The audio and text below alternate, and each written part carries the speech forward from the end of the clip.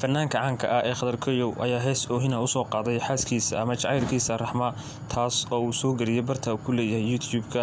Heestan jacayl ayaa gebi ahaanba ahayd mid gebi ahaanba qiiro ah, sidoo kalena uu u soo qaaday gabadhiisa Raxma, taas oo uu ku tilmaamay shakhsiyadda aad u wanaagsan, sidoo kalena uu jacayl u hayo waali ah.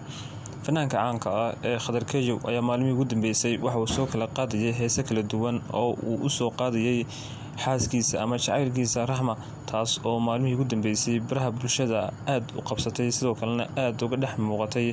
Waxaana jirtay in xitaa la sheegay in Khadar Koyow laga faafiyay warar been abuur ah oo ah in uu jacayl waali ah, sidoo kalena uu guursaday fanaanada caanka ah ee Xaliimo Gobaad, taas oo baraha bulshada qabsatay maalmihii ugu dambeeyay. Waxaana jirtay in sidoo kale fanaanka uu gebi ahaanba ka soo hadlay arrinkaasi oo ku tilmaamay mid aan waxba ka jirin.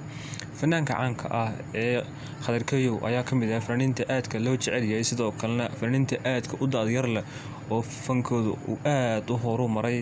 Sidoo kale waxaa muuqatay in isbeddello ay hadda ka muuqdaan fanaanka, maadaama fankiisa uu doonayo inuu horumariyo. Fanaanka caanka ah ee Khadar Koyow ayaa maalmihii ugu dambeysay waxa uu joogay magaalada Hargeysa ee caasimadda u ah Somaliland, halkaasi oo uu ku dalxiisayay, sidoo kalena uu halkaasi ka soo qaaday heeso kala duwan isaga iyo saaxiibkiisa Qamar Suugaani, taas oo la arkayay hees talantaali ah oo ay wada qaadayaan.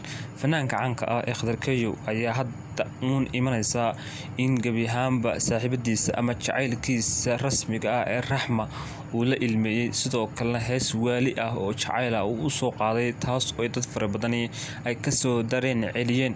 Waxaana sheegeen in runtii ay aad ugu faraxsan yihiin in fanaanka uu yeesho jacayl ama gebi ahaanba uu yeesho xaas.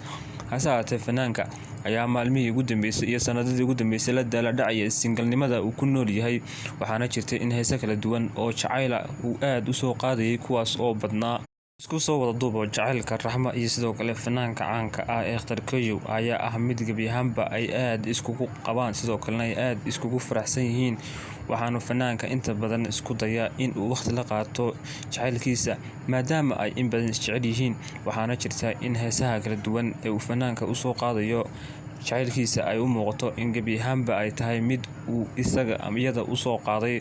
Sidoo kalena dadka aadka u taageera fanaanka ayaa aad u soo dhaweeyay heesahan kala duwan ee jacaylka ee uu soo qaadayo maalmihii ugu dambeysay, taas oo gebi ahaanba fankiisa kor u sii qaadaysa. Alfanaan Khadar Koyow intii lagu xidhay gudaha dalka Itoobiya ayaa dhowaan waxa uu soo gaadhay magaalada Hargeysa, halkaasi oo ku sugnaa, sidoo kalena uu halkaasi sheegayo in fanaanka gebi ahaanba uu howlo guur ah uu wado, taas oo la filayo in dhowaan uu shaaciyo guurkiisa ama gebi ahaanba uu arooso jacaylkiisa cusub ee Raxma.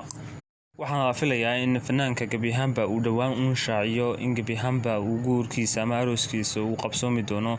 Hase ahaatee, waxaa loo badinayaa in fanaanka gebi ahaanba arooskiisa uu ka qabsoomi doono magaalada Hargeysa, taas oo la filayo maadaama uu fanaanku in badan hadda ku sugan yahay magaalada Hargeysa.